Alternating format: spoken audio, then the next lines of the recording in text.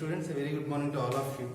This is S. Arvind, Department of Triple DVSIT Kavali. So in the previous session, I discussed about determination of static stability. So in this class, I will cover determination of transient stability. Determination of transient stability by using equal area criteria.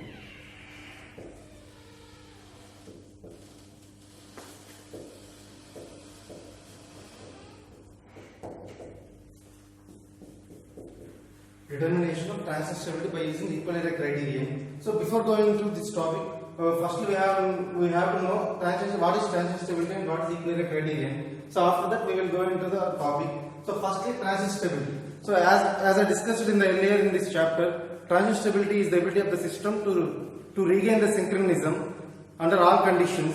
So that means here transient stability, if a synchronous power system is attained, is used to regain the transient stability is used to regain the synchronism and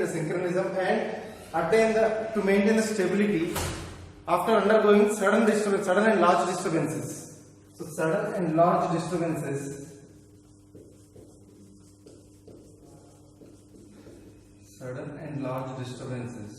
That is application of faults.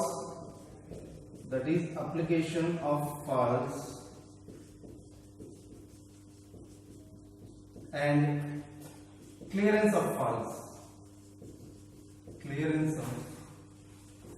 These are the sudden and large disturbances of the power system. So to regain the synchronism and to maintain the stability by using transient stability is this one. So sudden and large disturbances, that is the transient stability. So if these disturbances are occurred by using transient stability, so those disturbances are application of faults and clearance of faults, etc. So the system is said to be possess the transient stability, and coming to actually this transient stability is low and diminishes as the system regains the synchronism. So actually the transient stability has three types of disturbances.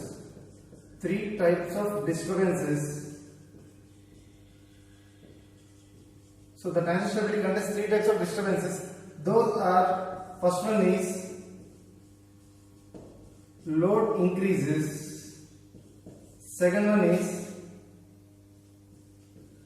switching operations, third one is fault with subsequent circuit isolation. So these are the three disturbances of the transient stability we occurred in the power system. So that is study of power system: load increases, switching operations, fault with subsequent circuit isolations. So these problems are solved by using first one is swing equation, and secondly by using equal area criterion.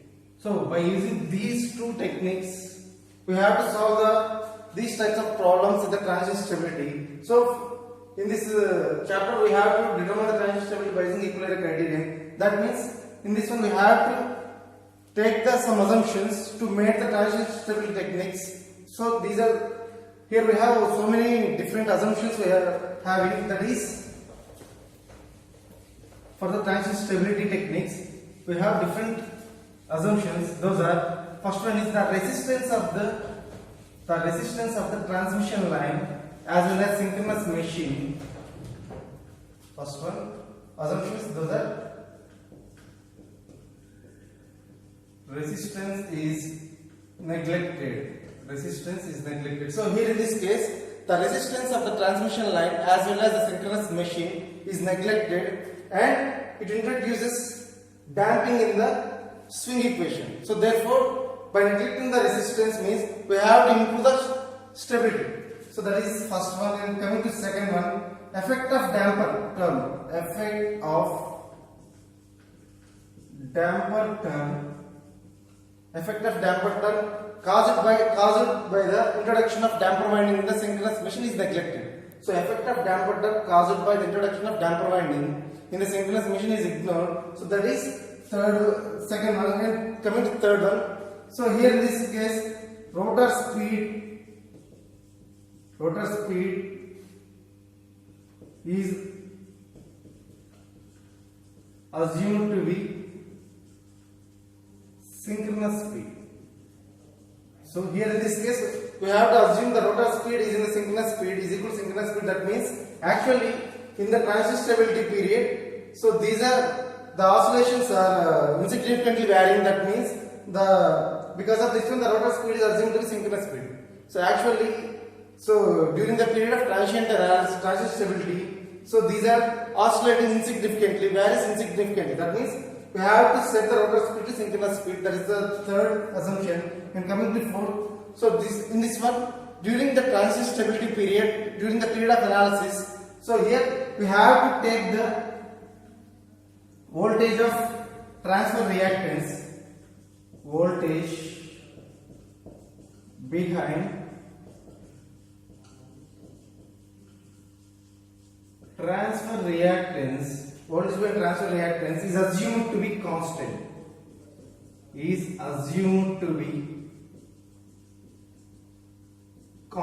So this is the fourth one. So here in this case, we are taking that during the entire period of analysis, the voltage behind the transfer reactance is assumed to be constant. And coming to fifth one, same during the period of analysis, the mechanical input to the generator is assumed to be constant. So the mechanical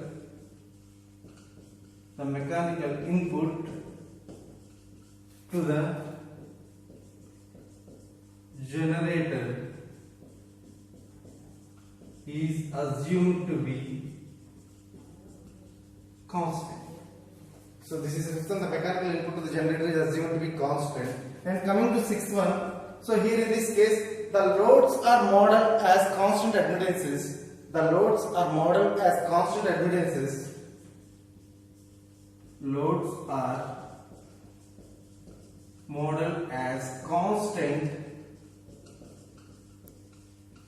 admittances So that means, so this method gives the accurate method of representation. So coming to seventh one, so here in this case, we have to eliminate the all shunt capacitors in the transmission network. So here we are neglecting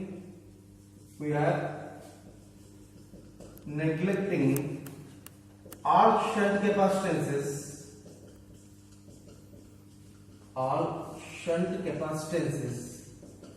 in transmission system.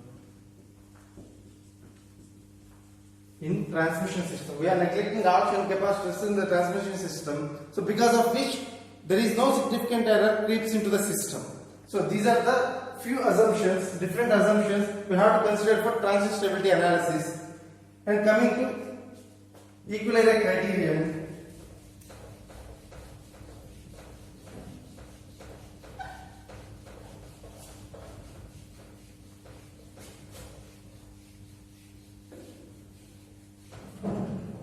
Equal area criterion.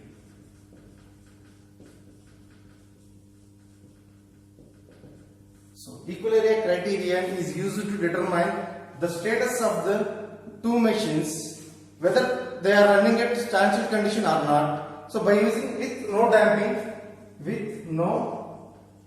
damping and constant input and constant voltage condition.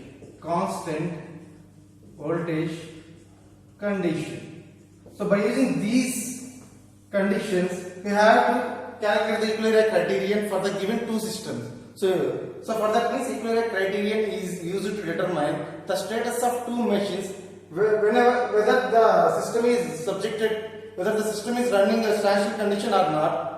So by using no damping, constant input and constant voltage conditions, etc.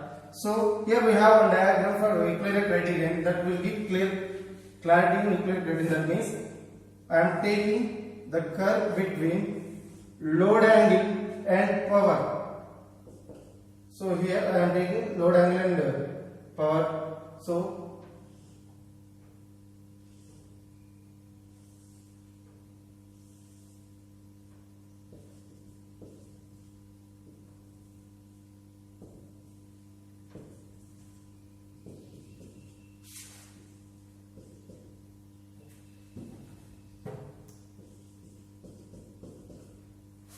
So here I am taking A1. This is the accelerating area. This one is accelerating area and this one is decelerating area. So here I am taking with every load angle I have to take the acceleration and decelerating areas. So this will give the equilibrium criterion. So here we have a condition that is A1 is equal to minus A2. This is the equilibrium criterion condition, that is A1 is equal to minus A2.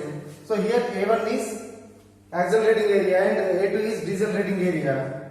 So we have to tell that A1 is the positive and A2 is negative condition of the given system. So by using this, we have to determine the maximum limit of power transfer for the given power system without loss of stability. So by using this equilibrium criterion, we have to determine the maximum limit of a power system without loss of stability. And coming to main concept, that is determination of transient stability by using equilibrium criterion. For that one we are taking one generator, that too loss free generator. Here we are taking one loss free generator supplying infinite bus bar through purely reactance of the purely reactive transition line of the reactance. That is, so here I am taking the diagram. So this is the generator and it contains reactance, and lastly it will connect to the infinite bus bar. So this one is X dash D, this one is X, and this one is the transmission line. So this one is generator. Here we are having angle E at an angle of delta. So here at infinite bus bar we have E at an angle of 0 degrees. So this is, here I am taking one loss free generator supplied to infinite bus bar through a purely reactive transition line with a reactance value X. So here I am taking, so thus the equilibrium criterion can be explained by using swing equation. So already we know that the swing equation, that is m into d square delta by dt square, that is equal to PA. So this is the actual swing equation of the given system. So m into d square delta by dt square. So here PA is the accelerating power. So accelerating power, we already know that accelerating power is defined as the difference between mechanical input power and electrical output power, that is Pm minus Pe. So next we have to simplify this one. So that is d square delta by dt square is equal to Pa by m. So for this equation, I have to multiply with 2 into d delta by dt on both sides. So it will give, so multiply with 2 into d delta by dt on both sides to the above equation. So it will give 2 into d delta by dt into d square delta by dt square, that is equal to 2 into Pa by m into d delta by dt, and 2 into d by dt of d delta by dt whole square, that is equal to 2 into Pa by m into d delta by dt.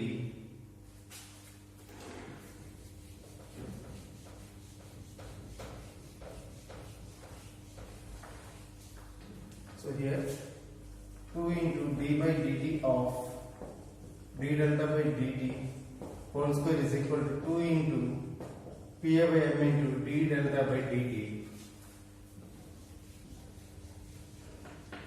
So here I am taking the 2 into, here we have d delta by dt whole square is equal to 2 into Pa by m, 2 into Pa by m into d delta. So treat this as the first equation. So for synchronous running, so the rate of change of load angle must be 0. That is, here we are taking d delta by dt is equal to 0 for synchronous running. So since the condition on d delta by dt is equal to 0 implies the synchronous running, so for equation 1 we have to integrate so between the limits of delta by using, so that is from delta is equal to delta 1, delta is equal to delta naught to delta naught on d delta by dt is equal to 0 on d delta by dt that is equal to 0 to delta is equal to delta 2 where again d delta by dt that is equal to 0. So here I am taking the limits from delta naught to delta 2 where d delta by dt is equal to 0. So these limits are applied to first equation we are having. So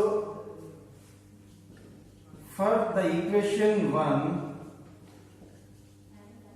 we have to integrate on both sides by using with limits, that is delta is equal to delta naught to delta 2. So here I am applying integration to this equation. So it will give d delta by dt whole square that is equal to 2 into 2 by m into integral delta naught to delta 2 into pa d delta. So treat this as a second equation. So here I am applying integration to this equation. So it will give, so here we have differentiation and integration. If we apply integration to this equation, so the differentiation and integration will be cancelled. So d delta by dt whole square is equal to 2 by m into integral. Already we taken that the limits is delta naught to delta 2. So here I am taking integral delta naught to delta 2 into pa into d delta. So actually for stability condition we are taking the d delta by dt is equal to 0. So for stability condition, so for stability we are taking d delta by dt is equal to 0. Then equation 2 becomes, so here d delta by dt whole square is equal to 0. So that is, so integral delta naught to delta 2 pa into d delta that is equal to 0. So treat this as a third equation. So here this term is equal to 0 and this term is constant. So if we take this one to this one, so that is 0. So and last we are having this condition, that is integral delta naught to delta 2 pa into d delta is equal to 0. Treat this as this equation as a third equation. Next, so I already told that here I am taking the limits with delta is delta naught to delta 2. So by using this one I am separating this condition into two conditions, that is first one is integral delta naught to delta 1 pa d delta plus integral delta 1 to delta 2 pa into d delta that is equal to 0. So treat this as a fourth equation. So by using the fourth equation we are drawing the one graphical representation for this fourth equation that gives, so here I am taking power and delta, so A1, A2, delta 1, delta 1, delta 2. So here in this case actually, so this part implies to this area, that is A1, and this part is implies to this area A2. That means A1 is equal to integral delta naught to delta 1 pa into d delta. So that is equal to, it is positive, this is positive or accelerating area, and A2 is equal to integral delta naught to delta 1 to delta 2 integral delta 1 to delta 2. This will give pa into d delta that is equal to negative r deceleration area. So according to this equation, we are writing this equation as integral delta naught to delta 1 PA d delta is equal to minus integral delta 1 to delta 2 PA d delta. So from this equation I am writing integral delta naught to delta 1 into PA d delta is equal to, that means I am taking this term to is right side, that means here we are having positive sign, and if we move this to right side, that means minus integral delta 1 delta 2 PA d delta. So treat this equation as a fifth equation, and from this we are taking that, already taking that. So this term m plus 2 area A1 and this term is m plus 2 A2, that will give condition that is A1 is equal to minus A2. So I already said that this is the condition for equivalent criterion, that is A1 is equal to minus A2. So by this condition we are telling that the equivalent criterion is satisfied for the transition stability. Thank you.